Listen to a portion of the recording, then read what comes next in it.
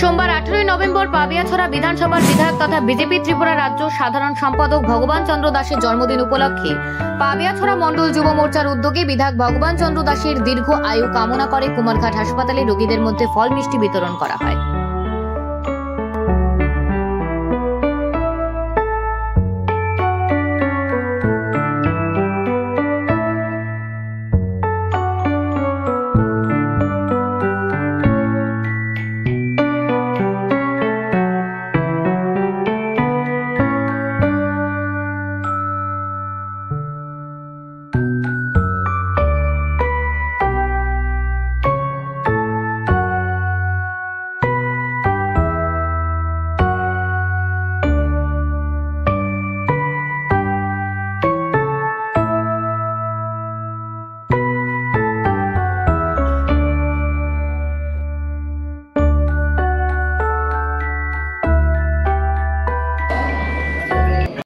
আপনাদেরকে নমস্কার।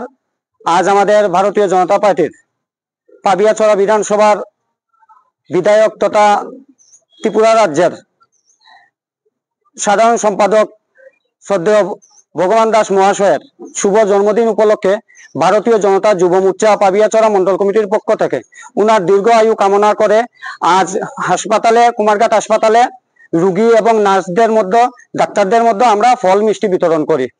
আবারও নমস্কার আপনাদের।